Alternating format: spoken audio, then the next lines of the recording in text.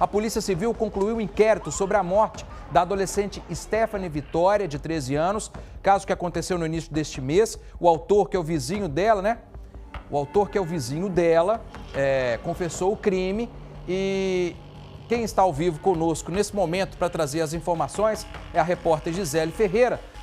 Gisele, além da conclusão do inquérito, tem outras imagens que foram divulgadas, inclusive imagens que são importantes para entender quais foram os últimos passos da Stephanie, né? Como ela foi abordada, em que situação que ela se encontrava. E essa é a novidade no caso também. Diga lá, boa noite. Oi, Moreira, boa noite para você, boa noite para todo mundo. Pois é, a polícia concluiu hoje, então, o inquérito em torno da morte da Stephanie. Este caso chamou bastante a atenção de todo mundo, né? Hoje a polícia nos traz algumas respostas. Eu converso aqui agora com o doutor Marcos Rios, que é o delegado responsável por concluir esse inquérito. Doutor, vamos falar primeiro sobre os últimos passos, né, da Stephanie Vitória. A gente tem aí as últimas imagens dela, algumas imagens que a polícia conseguiu e consegue entender um pouco aquele trajeto no dia em que ela acabou sendo assassinada por este homem. Boa noite. O que a polícia entendeu destes últimos passos? Boa noite. Nós conseguimos confirmar a tese inicial de que ela realmente saiu de casa em direção à casa de sua coleguinha de escola. Já haviam combinado de se encontrarem na casa dessa colega, voltarem para a casa da Stephanie, para no dia seguinte irem juntas para o seu primeiro dia de aula. Era a versão, né, que nós tínhamos já desde o início, que a mãe havia passado, mas agora com as imagens e com outros depoimentos que colhemos, com análise de telefones celulares, conseguimos confirmar que realmente foi isso, havia esse combinado, ela realmente saiu em direção à casa da coleguinha e foi interceptada no meio do caminho pelo investigado. As câmeras que foram captadas, né, capturaram alguns momentos dela passando na rua. Não conseguimos outros por falta realmente de câmeras na via pela qual ela passou, mas deu para entender que a Stephanie se dirigia até o seu objetivo. O investigado passa primeiro com o seu veículo, a Stephanie passa logo em seguida e o veículo dele certamente deu a volta em algum quarteirão e passa novamente atrás dela. Momento em que ele provavelmente deve tê-la abordado. Nós não sabemos como, não sabemos quais argumentos ele usou, isso dependeria de uma colaboração dele que não ocorreu para poder dar detalhes de como é que esse crime teve seu início.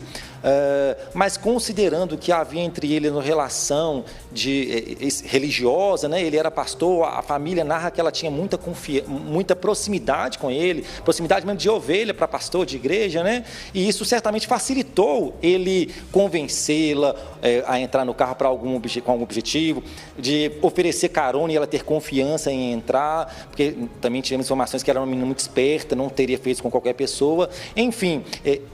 Conseguimos entender que realmente houve uma ação dele ali no meio do trajeto da casa dela até a casa da coleguinha, usou de subterfúgio ali, dando voltas no quarteirão para poder interceptá-la, provavelmente já tendo percebido, né, que ela se dirigia para aquele caminho ali, deve ter aproveitado, esperado algum local mais adequado para ele poder fazer a interceptação, a abordagem a ela.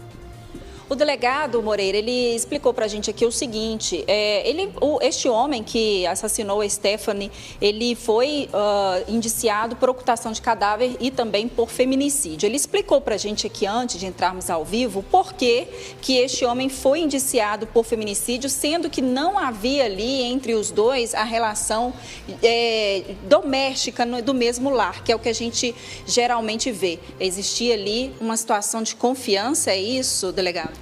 Exatamente. Há uma linha de interpretação da Lei Maria da Penha que entende que, dentre as hipóteses que configuram violência doméstica e familiar contra a mulher, uma delas fala de relação íntima de afeto de pessoa, quando o agressor tenha tido alguma convivência com a vítima.